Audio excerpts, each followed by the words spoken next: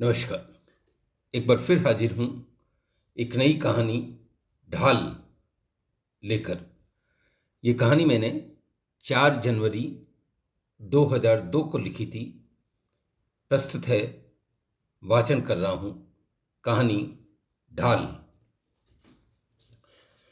मेरा अनुज कमल ऐसे हैरत अंगेज कारनामे करता कि मैं विस्मय से ठगा रह जाता।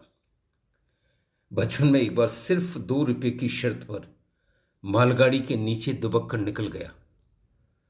आश्चर्य की बात यह थी कि शर्त तब लगी जब ट्रेन सीटी दे चुकी थी। सर्दी में एक बार अलाव तापते हुए किसी के उकसाने पर अंगारे हाथ में लेकर नचाने लगा। एक अंगारा उछलकर उसके शर्ट की कॉलर में गिर गया। 5 दिन तक अस्पताल में मरहम पट्टी करवानी पड़ी। जब भी कोई उसे जोखिम भरा कार्य करने को कहता, वह उसे चुनौती की तरह लेता। यही नहीं, इन कार्यों को वह पूरे उत्साह से अंजाम देता। कई बार आगा पीछा बिल्कुल नहीं सोचता। जोखिम भरे कार्य करना उसकी फितरत थी। बिच्छू का मंत्र न जाने पर सांप की पिटारी में हाथ डाले। उसके कारनामे सुन सुनकर अम्मा पापा के रोंगटे खड़े हो जाते। सबको वह आफत की पुड़िया नजर आता। जब भी कोई विपत्ति अथवा पेचीदगी में उलझ जाता, वो मेरे पास आकर खड़ा हो जाता। उसे पूरा विश्वास था, दादा के पास उसकी हर मुसीबत का हल है। दादा के होते हुए उसको कोई तकलीफ आ ही नहीं सकती। वो वो मुझ में एक अजीब सा आश्रय पाता। मुझसे 2 जमात नीचे था। जब मैं 5वीं में था, वह तीसरी में। दोनों एक ही स्कूल में पढ़ते थे। स्कूल समाप्त होते ही वो मुझे ढूंढने लगता। कई बार मेरे सहपाठी साथ होते तो मैं उसे झिड़क भी देता। वो चुपचाप सुन लेता, फिर मुझसे 5 कदम पीछे चलता रहता। घर आकर मैं अम्मा से शिकायत करता, अम्मा, ये चिपकू की तरह मेरे पीछे लगा रहता है। अम्मा मेरे सर पर स्नेह से हाथ फेरती, ठीक ही तो करता है, तू इंजन है, ये डिब्बा है। तेरी उंगली पकड़कर नहीं चलेगा तो किसकी पकड़ेगा। कमल की आंखें चमक जाती, जैसे उसके किसी अभीष्ट कार्य का अनुमोदन हो गया हो। रात में कई बार न जाने कहां कहां से भूत प्रेत की कहानियां सुनकर आता। उसका बिस्तर अलग लगा होता, पर जैसे तैसे मुझे मनाकर मेरे बिस्तर में घुस जाता। दादा, मुझे आपके साथ नींद अच्छी आती है। उसकी मोर सी मीठी बोली मेरा मन हर लेती। दरअसल मैं खुद रातों में बहुत डरता था, पर कमल की नजरों में मैं एक निर्भीक, निडर व्यक्ति था जो भूत प्रेत के हौसले भी पस्त कर सकता है। उसका भ्रम कई बार मेरे मन में अजीब सी गुदगुदी पैदा करता। बचपन में ही कहीं मुझे बुजुर्गियत का बोध होने लगता। सावन के महीने में एक बार हम दोनों स्कूल से आ रहे थे। अम्मा दोनों को अलग अलग छतरी देती थी।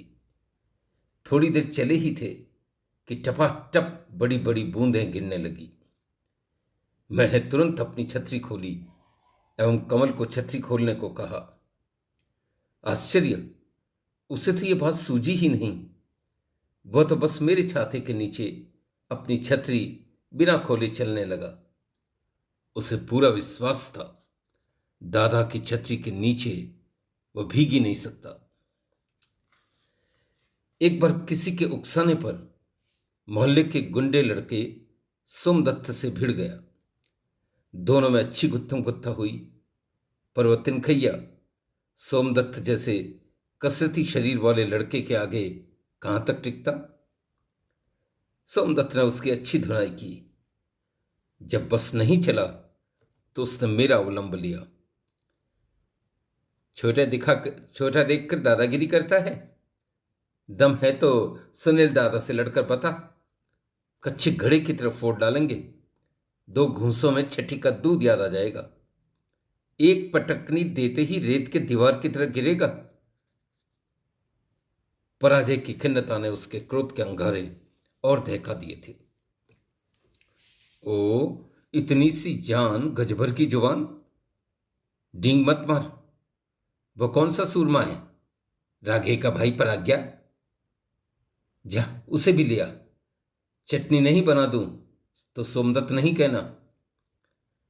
सोमदत्त आंखें फाड़े चिल्ला रहा था। ज्यादा 30 मार का मत बन। जीप चलाने की बजाय लड़कर बताना। दादा ने अच्छे अच्छों के दांत खट्टे किए हैं, देखते ही निक्कर उतर जाएगी। जा जा, उसको भी लिया। दिन में तारे नहीं दिखा दूं तो कहना। वह संसार में किसी की भी बुराई सुन सकता था, पर कोई दादा का नाम नीचा करे यह उसे असह्य था। आंखों के आगे पलकों की बुराई कौन सहेगा? रोते रोते मेरे पास आया। दादा, सोमदत्त ने मुझे बिना मतलब मारा है। मैंने उसे साफ कह दिया, हिम्मत हो तो दादा से लड़ो, आप मेरे साथ चलो, अभी धूल चाटता नजर आएगा। लड़ाई के नाम से ही मेरी पिंडलियां कांपने लगी। यह अक्लमंद की दुम एक दिन इज्जत धूल में मिलाएगा। कैसा अजीब भाई है, जिसकी गोद में बैठे उसी की दाढ़ी नोचे। इस अहमक के पेट में भवानी बैठे। लेकिन यह प्रतिष्ठा एवं आस्था का प्रश्न था। मेरी स्थिति सांप छुछंदर जैसी थी। उगले तो अंधा, निगले तो कोढ़ी। मैंने अपने भीतर के सारे साहस को इकट्ठा किया। चल देखें कौन तुझे हाथ लगा सकता है। उसकी आंखें वीरोन्मत्त उत्साह से चमक उठी। अब होगी असली टक्कर। दादा रोज सुबह ग्लास भरकर दूध पीते हैं, शाम अखाड़े में वर्जिश करने भी जाते हैं। देखते हिलने लगेगा। हो सकता है दादा को देखते ही भाग खड़ा हो। एक अजीब से उत्साह से वो लंबे लंबे कदम भरने लगा। उसके उत्साह ने मुझे हौसला दिया। कुल प्रतिष्ठा की ध्वजा हाथ में लिए मैंने कूच किया। उसके कंधे पर हाथ रखे मैं ऐसे चलने लगा जैसे वीर रस से पगा कोई रणधीर जा रहा हो। भय की पराकाष्ठा एवं सम्मान की दावेदारी कभी कभी इंसान को असीम साहस से भर देती है। रगों में तेजी एवं तबीयत में नशा छा जाता है। सोमदत्त को देखते ही कमल ने उसे ललकारा, अब लड़, दम हो तो।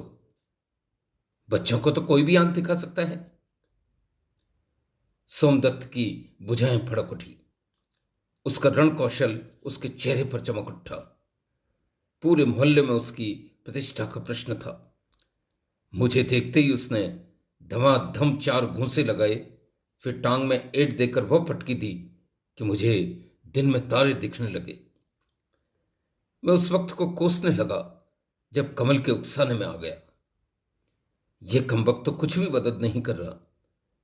लंगड़े लूले गए बारात, 2-2 जूते 2-2 लात वाली हालत थी। वापस उठने के पहले ठाकुर जी से मनोती मांग रहा था, प्रभु कमल के सामने तो ऐसी दुर्गत मत करवा। मैं इसे क्या मुंह दिखाऊंगा। मैं किसी भी हालत में उसकी आंखों में गिरना नहीं चाहता था।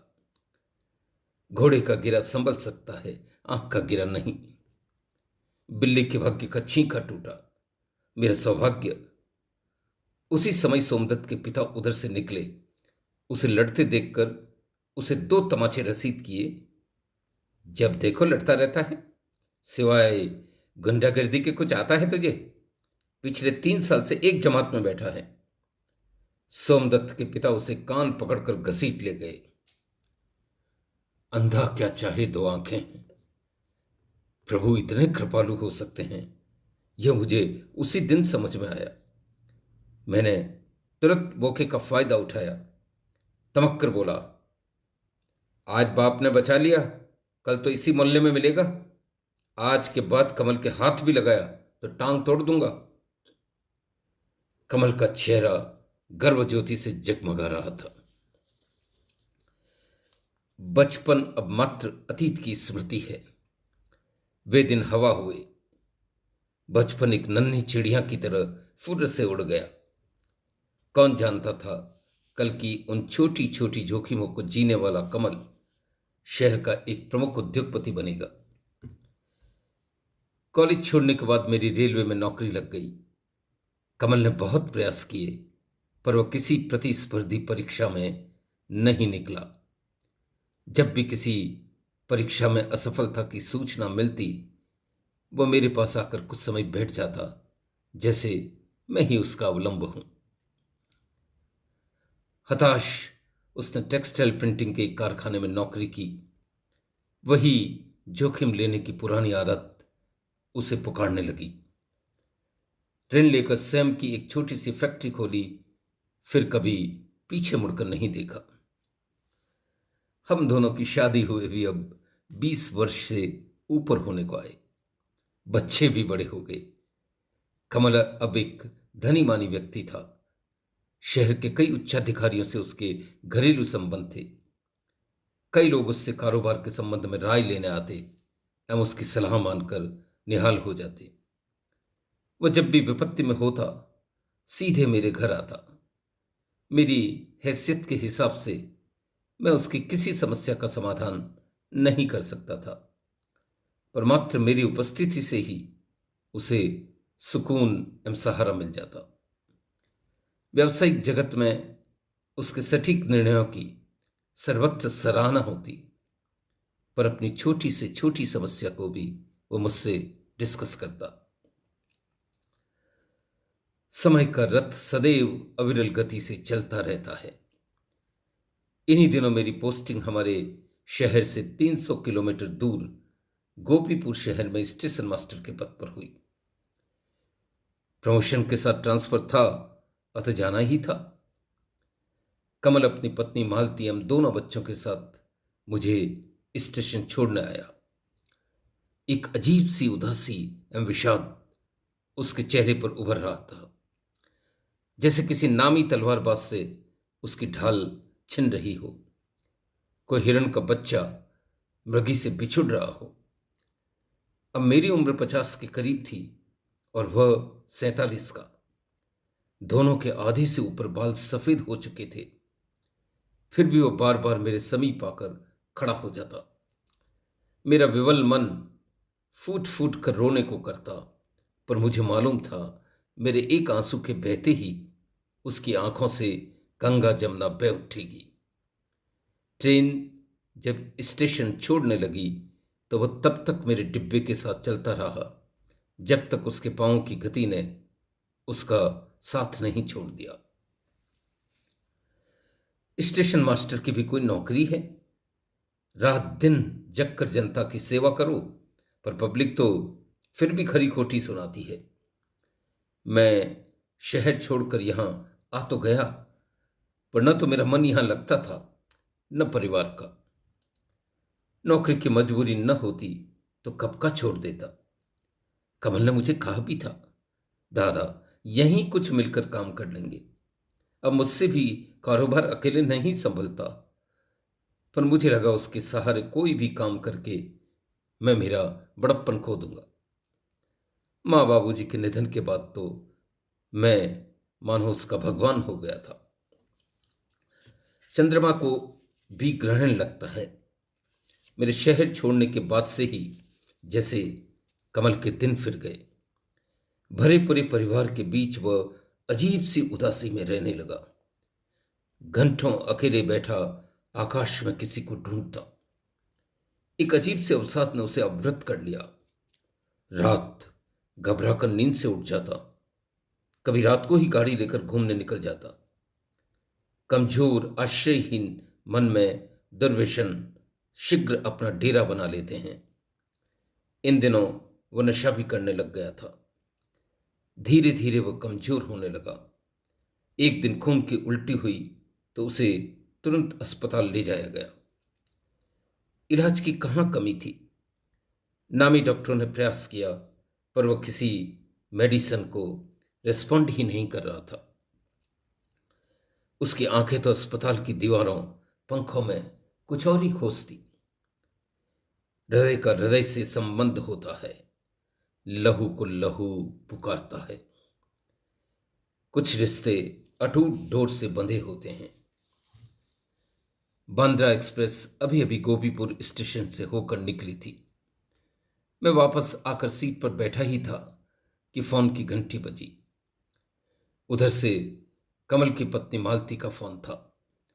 भाई साहब, आप तुरंत आ जाओ, इनकी तबीयत सीरियस है।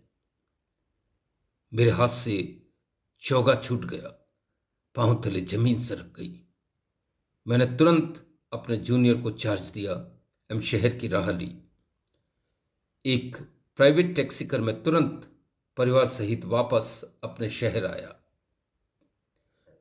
ड्राइवर को मैंने गाड़ी सीधे अस्पताल ले जाने को कहा। अस्पताल कॉरिडोर में मेरे पांव लंबे लंबे डग भर रहे थे। इस छोटे से रास्ते में ही मैंने हजारों मनोतियां मांग डाली। ज्यों ही मैं उसके रूम में घुसा, सभी अपना स्थान छोड़कर हट गए। कमल मुझे देखते ही एक नई आभा से भर उठा। जैसे अरुणोदय के साथ ही कमल खिल उठते हैं, उसका चेहरा एक नए नूर से दमक उठा। उसकी सारी बीमारी, सारा अवसाद, सारी निराशा क्षण भर में काफूर हो गई। टिमटिमाते दिए को जैसे किसी ने यकायक घी से पुनः भर दिया हो। डॉक्टर, नर्स सभी उसके चेहरे की चमक को देखकर हतप्रभ थे। उसने मुझे कसकर पकड़ लिया। दादा, वादा करो अब मुझे छोड़कर कभी नहीं जाओगे। इस बार गए तो मेरा मरा मुंह देखोगे। स्नेह की निर्जर धारा मेरी आंखों से फूट पड़ी। शरीर पुलकित हो गया। शरीर में स्नेह समाता नहीं था। दोनों के नेत्रों से बरसते जल बिंदु जैसे अमृत छलका रहे थे। दूसरे दिन मैंने अपना त्यागपत्र भेज दिया। धन्यवाद। यही थी कहानी मित्रों। आशा है आपको पसंद आई होगी।